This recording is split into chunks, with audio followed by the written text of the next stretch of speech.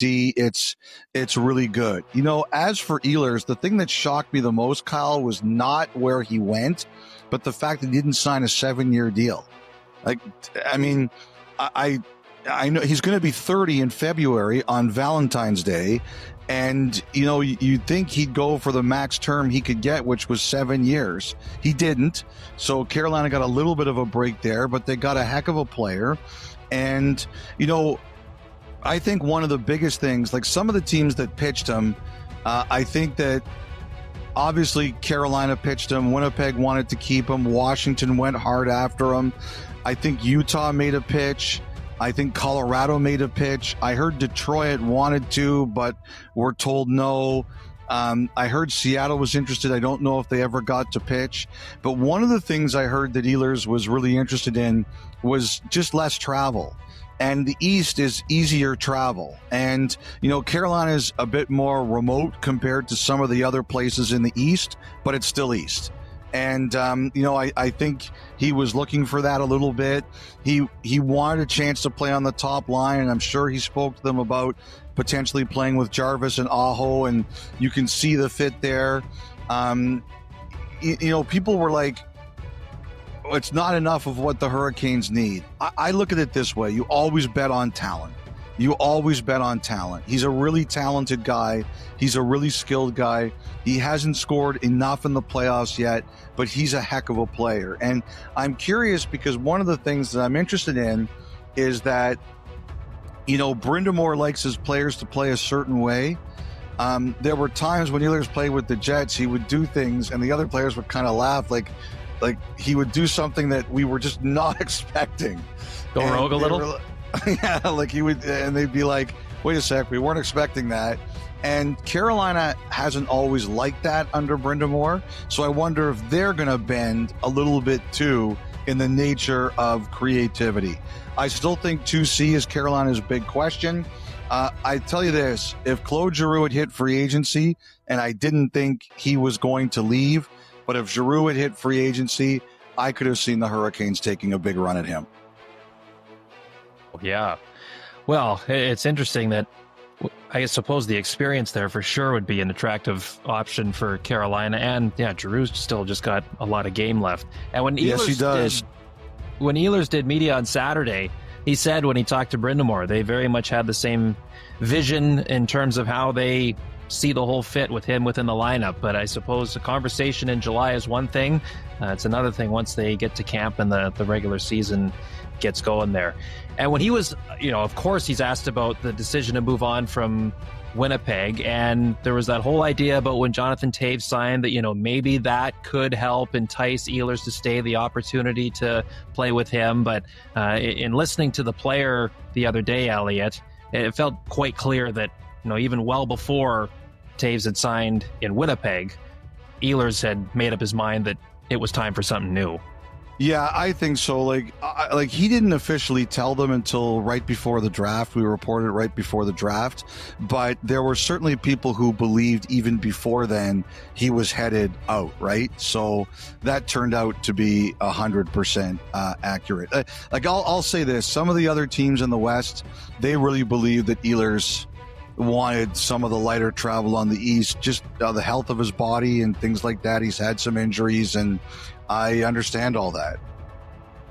You know the thing though, I'm sure, you know, you've done enough games down in Raleigh, but like the last couple of years when they've played Florida in the conference final, you think it would just be like a puddle jump flight from Raleigh down to South Florida.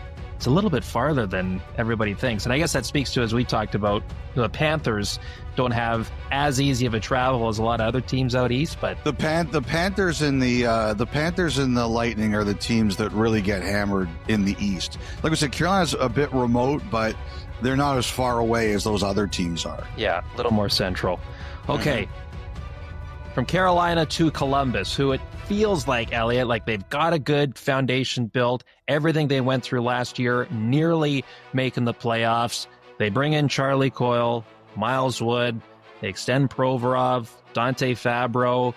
But at the same time, like I still go back to that blog you put out just before the draft and the idea that they could be a team lurking in the weeds to do something big hasn't quite happened yet.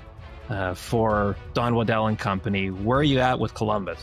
I don't think it was for lack of trying. They made a big run at Dobson. I think they offered, I don't know about the structure of the contract because Dobson got structure from Montreal in terms of bonuses, but I do believe in overall money. Columbus offered more money. Like, for example, with Provorov, I think if you would have told us like 2 weeks before free agency that Columbus was going to sign Provorov to that deal, I don't think anyone would have believed it. Like, it's pretty clear to me that Waddell and Provorov and his representatives had conversations a few months ago, and Waddell always knew what it was going to take, and he just waited until he absolutely had to do it. He looked at Dobson, didn't get him. He looked at other opportunities, didn't get it, and all of a sudden he circled back and said, okay, I'm in now.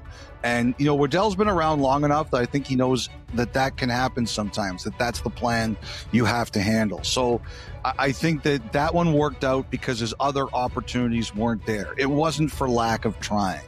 And, you know, someone told me, a Blue Jackets fan DM'd, like, you know, they were like, it was basically like, nobody wants to come here, nobody wants to play here. I don't think people should look at it like that. I mean, there's always going to be places, like I always say this, like nobody wanted to go to Florida a while ago. And yes, the taxes are a thing, but the fact is they're a better organization.